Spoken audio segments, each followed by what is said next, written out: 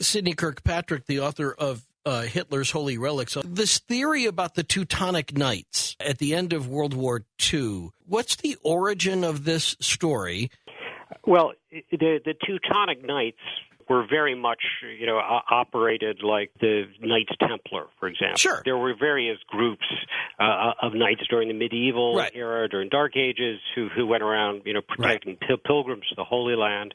The Teutonic Knights were very different in that it was a distinctly Germanic brotherhood. In order to join the Teutonic Knights, you had to prove your ancestry back generations in a way that the Knights Templar, you didn't. The French could join the Knights Templar, Spanish, English, so forth. The idea of the Teutonic Knights at the end of World War II, is this new? Is this something that you uncovered? Is this something that Walter Horn, who is the subject of much of the research of this book, is it something that only he uncovered? And has anybody else really written about this before the book? No one has written about it in any detail. There have been references to it. We know, for example, that Heinrich Himmler reconstituted the Teutonic Knights, and in his castle in Wellesburg, actually had a whole section of the castle devoted to the Teutonic Knights. But they were a secret SS organization. I'd never heard of this idea that there a new version of the Teutonic Knights or a new brotherhood was actually rising from the ashes of Nuremberg, literally at the end of World War II, to take the crown jewels away and to lead them into some place of secrecy where they could be used to start a future Nazi Fourth Reich. And that's the part I just really thought, that is so trippy, because my understanding was before this was that Hitler was against all secret societies. He eschewed secret societies in general, correct? Yes. He absolutely suppressed, the Freemasons, many different secret societies. But I think what was going on was that he didn't want any cult other than his own. And the Teutonic Knights, of course, for Heinrich Himmler, there's a long history there, is the perfect organization with which to do that. And it's particularly fascinating in terms of Hitler's Holy Relics that the Teutonic Knights were the ones who traditionally protected the crown jewels. Right. So the Teutonic Knights, they were a real legitimate organization. We know that. They were like the Knights Templar or the Knights Hospitaller. They eventually disbanded, some would say, or went underground or whatever. But they did not have a legacy that came up to the beginning of World War II. So Heinrich Himmler, the Reichsfuhrer, the second in command, essentially, he created one for them. But do we know if Hitler was aware that Himmler was resurrecting the Teutonic Knights? Do we know that Hitler knew that? There are no public statements to that effect. However, it's abundantly clear that they were, that among the SS, among the inner circle, they certainly knew about them beyond question. And so you make the claim in Hitler's Holy Relics that at the end of World War II, of all of the religious, liturgical, ceremonial, sacramental plunders of war that were being held by the Nazis in Nuremberg, that the representatives from the Teutonic Knights come in and take out the crown jewels of the Holy Roman Empire. They take them out before the Americans can get there. They leave everything else in the vault except that, and they take those out. And that this was done by under orders from Himmler, under standing orders from Hitler. Himmler, who do we know? Yes, absolutely. Bureau 2 of the SS. The vault where they kept them, even that is just an absolutely, fascinating piece of architecture. It is. This was a hidden bunker carved underneath Nuremberg Castle. You can go in there today. You can actually, if you visit Nuremberg, you can make an appointment to go into this bunker. You can't do that with the Hitler bunker in Berlin, but you can do that in Nuremberg. So, I urge anybody, any of your listeners, take that tour. It's it's extraordinary. You go down, 200 feet underground and into this sort of, is a reconstituted beer cellar. And, right. and it's concrete sides, and then you see these giant vault doors, and one vault in particular, the door is like 2 feet thick. And it had this special air conditioning ventilation units, had water tanks, bathrooms, SS guard facilities in it. It was right. a completely self-sustaining operation because they suspected the Allies were coming. They knew the bombers were certainly coming, and they wanted these things protected. So the end of the war comes, and these members of this. The newly reformed Teutonic Knights from Himmler, these representatives, they grab the crown jewels. Where do they take them? Well, the suspicion, what Allied intelligence were able to ferret out, and they did a bit of investigation here. What the CIC, OSS, of course the OSS became the CIA. What they figured had happened was that the SS had come into Nuremberg just before the fall of the city, taken, the choice items from the vault, put them in Heinrich Himmler's, Mercedes limousine, and driven the car into the south side of Lake Zell in Austria, which is a very deep lake, to protect them. They had put them in these sealed metal canisters, and drove them into the lake. And buried them in the water. That's what they believed. That was the official story. And so you've got two German-born, but American Army officers, art historians. They understand the significance of recovering the crown jewels before they could be used to create a Fourth Reich. They understood the significance of a secret society like the Teutonic Knights taking control of the crown jewels. They got that, but they weren't the only ones. Patton understood it. General George S. Patton, he knew the significance of the crown jewels, and he was racing to Nuremberg to get them too, or at least he wanted to, right? Right. The synchronicity is actually incredible. I mean, if one were to believe that one of the very few people in Germany who know the location, where the hidden location of this bunker, should happen to be interrogated by the single person in the entire U.S. Third Army who understands the significance. I mean, it's just one of those, truth is stranger than fiction. I mean, just incredible. But Patton, he knew the history, and he believed in that type of mysticism too. I mean, Patton was on board, right? Like on the same page as Himmler, in imbuing these jewels with a kind of special power, a significance of succession of authority. What's generally known, of course, about Patton was that he was a military historian. He understood the Holy Roman Empire battles. He understood, the Napoleonic battles, Roman history. So there was no question about that. What most people don't understand was that he was also dedicated to religious history, Christian mysticism.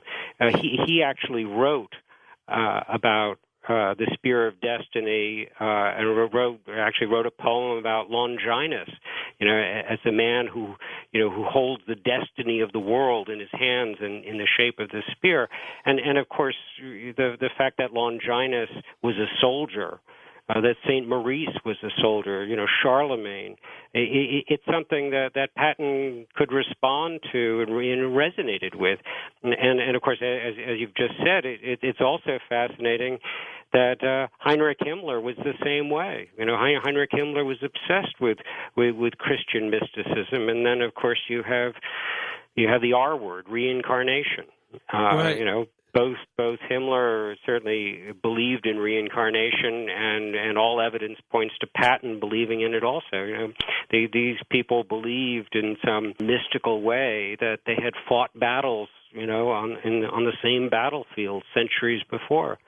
Oh, I'll get back to that thought about Himmler in a second, but just to make the point that Patton wanted to and felt that the U.S. Army should take control of the crown jewels. of the Holy Roman Empire, that they should be the only ones entrusted, knowing how powerful they were, that we should treat them as the spoils of war. We got them, we took them from the Nazis, and we're going to keep them. Patton was absolutely convinced, and he knew that these were not just any kind of looted artifacts. This was not plunder like a Michelangelo or a Renoir or a Da Vinci. These were articles of war, and that you had to get them. You had to take them from Hitler. And so he dispatched soldiers to go into Nuremberg to do that. I love your explanation of why these Teutonic Knights took the crown jewels of the Holy Roman Empire, but left behind the Spear of Destiny. At first, it doesn't make any sense. The Spear of Destiny is not that big. If you're taking all of this other stuff, you might as well toss that into the box. But they left it behind. Why? Well, there are certainly, different theories on that. And certainly one theory is that by the time the tides of the war changed, Nuremberg was actually, turned into ruins. I mean, more bombs were dropped on Nuremberg than on Dresden, than on practically any city in all of Europe. I mean, it was just, total devastation. And, the theory being that, well, the Spear of Destiny certainly couldn't have protected us because look what the hell's happened. Right. So that's one. So theory. It's worthless. It's meaningless. If it didn't make us invincible, why bring it any further? This proves that it didn't work. And so they just left it. It just became just like any other kind of old, weird religious relic. Now, there is another theory, and of course this also involves another U.S. soldier, Hensel. Hensel was an American GI who had a few bucks, and with his own money, he purchased immediately after the war, during the occupation, he purchased facsimiles on the black market of the crown jewels, including the Spear of Destiny, and he smuggled these one way or another back to the United States, and he eventually started putting objects up for sale in Los Angeles. This is mid-40s, 45, 46. And the FBI caught up with him. The American intelligence went bonkers. They said, "What the hell is this guy doing? With the crown jewels? They're supposed to have been, captured by Patton and returned to Vienna." And as they examined these in minute detail, they realized that they were very, very good copies, but they were copies. They were facsimiles, complete with sort of raw, uncut gemstones, gold, silver, and that they had to have been made. Whoever made them had the real thing to compare and make measurements from, and so those were seized. But the Spear of Destiny was not seized, and so the question is, well, why wasn't the spear part of that facsimile collection? So another conspiracy theory that's long been circulating is that perhaps Himmler wished or desired to put this facsimile spear in the vault in Nuremberg to fool Patton, to fool Eisenhower, into thinking they'd gotten the real thing. And that he would take the real thing and leave the facsimile behind. Correct. Right. Right. Well, I said I was going to get back to Himmler on something, and you mentioned kind of this belief, some of his religious beliefs in creating this new Aryan version, this bastardization of Christianity. And I thought this was interesting. I'm reading from your chapter, Black Camelot, that Himmler was at his castle, at his private castle, where he was creating the sort of seminary, if you will, for his new religion, that you wrote this: ancient legends told of Crusader knights of the Holy Roman Empire being drenched or baptized with blood from heroic brethren who had fallen in battle. Having undergone such a ceremony, they believed themselves merged with alleged powers that would make them invincible. In the Nazi cult's crypt, in the basement of this private castle, which was run by Himmler, in the Nazi cult's crypt with its eternal flame, and in the death's head rings passed from one night to the next, the fallen soldiers lived eternally in their successors. This had been the promise that had been spelled out in the runes on the sun wheel, which was on the ceiling, and on the one inlaid on the floor above them, symbolized by the lance held in the hands of the Roman centurion at the crucifixion, that they would have some sort of blood ceremony from these fallen Nazi heroes, and that this would go on in front of some eternal flame that was there in the basement. I thought that was very interesting, because that he's trying to create a new meaningful ritual that would also convey immortality. I don't think Hitler didn't just recycle these, Teutonic folklores, myths. I think they really believed it, and you can visit, Wellersberg today. You can visit Himmler's castle. I mean, it's not a tourist destination. I think the German government doesn't quite know what to do with it, because they don't want tourists flocking there. They can't, destroy it, bury it, like the Berlin bunker, because it's an actual, historic site. It was a castle, and it's significant long before Himmler ever got a hold of it. But what do you do with it? And they actually they turned it into a youth hostel. So you can visit it today, but it is one creepy place. And we should make the point that just like he did in Nuremberg, the road that leads up to this castle is in the shape of Longinus's spear. The road leading up to the castle was its shaft, and the design of the castle itself was the spearhead. It's really weird. We know that Heinrich Himmler, his second in command, created a secret SS society, perhaps even secret from Hitler himself. Had his own castle where he was conducting his own classes, indoctrinating people into these quasi-Christian mystical belief systems. They were actually an amalgamation of a bunch of different belief systems kind of all thrown into one, but something perhaps that he believed in deeply. No big surprise people at the top of the Nazi food chain believed their own nonsense. But anyway, they created a secret SS society, and they vowed to take care of the crown jewels of the Holy Roman Empire. And they did. As the war was breaking down, they set out these secret Teutonic knights to recover the crown jewels, and then they were going to couple them up with the resources that were necessary to start a Fourth Reich. How close did they get to putting down the foundation for this Fourth Reich? How close were we to living a real-life version of the Odessa Files? You might be surprised. Things had gone just a little bit different. The war might have ended. There might have been a period of peace, and then there might have been a massive effort again to coronate, to crown a new Führer in the Hitlerian tradition, using the crown jewels of Europe. There have been many stories about the plundered Nazi gold, how much money they had, but these things were all tied together because they needed the money and the crown jewels. The crown jewels gave them the air of legitimacy in the creation of this Fourth Reich. And so, or at least the perception of an air of legitimacy. So, Sidney Kirkpatrick, how close did they get to being able to put two and two together to create these this blueprint, this foundation for a Fourth Reich? Extremely close, terrifyingly close. If the general public had known, in 1945, what the CIC OSS knew, it would have brought down a hailstorm of criticism.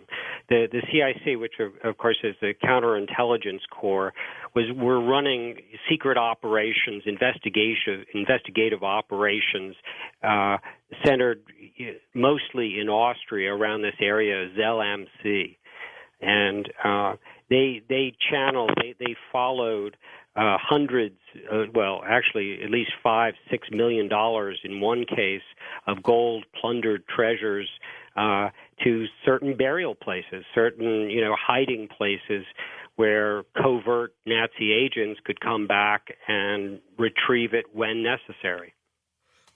The money that was being secured for this was being done by an SS guy, highly trusted aide of Heinrich Himmler, who had 25 million in 1945's dollars. Right, William Spacel. What a challenge this guy was handed. He had been a great bureaucrat, a great accountant. He'd shown his trustworthiness, and towards the end of the war, in the last month of the war, they handed him $25 million dollars, currency, gold, silver, bullion, to hide, essentially, to fund the Fourth Reich, and so. He was, first traveling in a convoy of trucks, and then later just in his own Mercedes, rushing around, dropping particular deposits off because they didn't want more than any one person to know where all the different deposits work. And in case someone was arrested, became a turncoat, one thing or the other. They wanted these all separate, and what Patton's intelligence people started discovering was that there really was a connection between these missing crown jewels in Nuremberg and this William Spacel who was hiding money. They've gotten large parts of that money that the CIC got a hold of. Whether or not they were ever turned over to the people whom they were taking it from is another question altogether. But they got a hold of these deposits, and they were absolutely frightened, terrified, that Fourth Reich was just around the corner. This Fourth Reich would have then tapped into a pre-laid network of people that were ready to go underground to work with the Americans, to assume a subservient and penitent position in the rebuilding of a new Germany. But secretly, whether they were a member of the Teutonic Knights or whether they had their marching orders in their back pocket, they were ready someday to be activated. They didn't know exactly when or how, but if they had the cash and they had the crown jewels, then they could come up with a new leader. Any specific idea on how they would use those crown jewels in making that claim? Sure. Well, this was the symbol, of Germanic monarchy. This was the perfect symbol, and Nuremberg was the actual perfect location. The occupation team in Nuremberg, the U.S. Army occupation team, didn't realize that they had these covert Nazi agents right on their payroll. I mean, we were actually supporting them. One of the gentlemen was actually in charge of renovating the prison in Nuremberg where the war crimes, tribunals were to take place. And then this was right under our very noses. And right. If it hadn't been for the resourceful sort of investigative work of this lowly, Lieutenant Horn, we might never have known about it. Yeah, Lieutenant Horn's story is really central to the book. We haven't talked about him much except to say that he was a German-born art history professor who saw the writing on the wall, even though he wasn't Jewish, saw what was coming in Nazi Germany, and he skedaddled. And he left behind a brother and a father and other family members who became very committed to the Nazis. And kind of odd, or a brother and a brother-in-law. Is right. that what it was? Yeah, absolutely. I mean, he had the unfortunate circumstances of getting his art history degree, which happened to be, in medieval Germanic history in 1933, just as Hitler had come to power. And his professors, were telling him to get the hell out of Germany. And he was dragging his feet, one, because outside of Germany, there weren't a lot of teaching opportunities for somebody whose specialty was Germanic history. And secondly, he was having an affair with this Jewish girl who happened to be married to a Nazi. And sort of she thought she was protected by virtue of her marriage, which, of course, ultimately wasn't the case. Anyway, right. He dragged his feet, eventually fled, chased out by the SS. We're looking for him, got to Italy, went from Italy to Cuba, from Cuba to Greenwich Village, and finally landed at Berkeley, breathed a great sigh of relief, married the first girl who walked into his classroom, thought he was safe, everything was cool, and bang, Pearl Harbor and is drafted to go back into the fatherland to fight. Right, and to be a translator, but then ends up playing a much bigger part. So in the end, the crown jewels are secured. They're given back to Austria. The Spear of Destiny is there too. You can see the Spear of Destiny on display right now today, in the Hofburg Museum in Vienna. Right. Certainly, is that the actual spear that, pierced the side of Christ, the crucifixion? Maybe not. No, certainly forensics, and carbon-14 testing, unfortunately, can't be done on metal. But, the suggestion is that, this was certainly the spear that was venerated by the Holy Roman emperors. Yeah, for 1,000 years. I mean, it's a very old spear. Whether it really was the spear, it doesn't. Yeah, it's very old and it's very important, and it still is on display.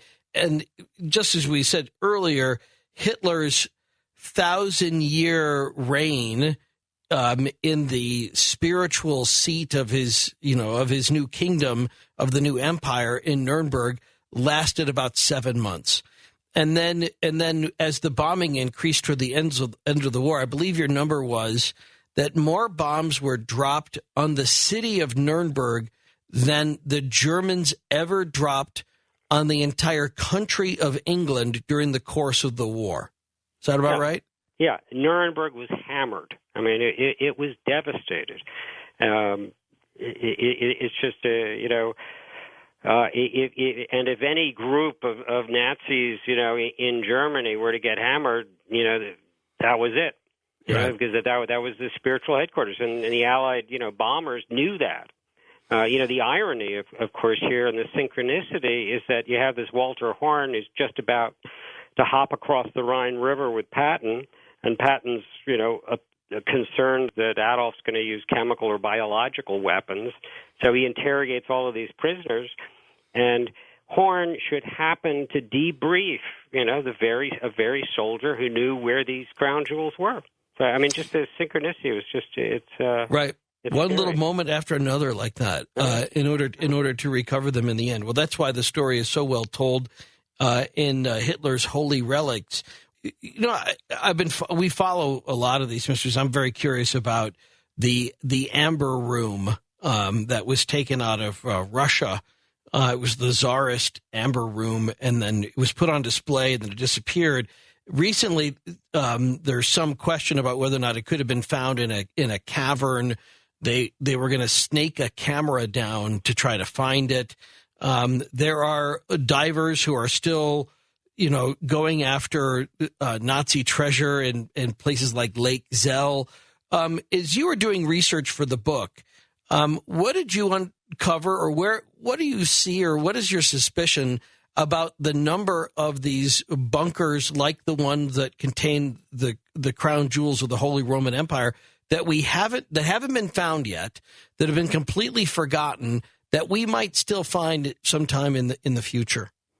My guess is there's at least 4 or 5 bunkers that haven't been opened yet, and they are sealed. I mean, even as I go into in Hitler's Holy Relics, one of the real revelations that wasn't made public back in the 40s was that here was a Nazi crypt outside of Nordhausen, containing, coffins, Marshall flags, right. Weaponry throughout history with Hitler's coffin in it.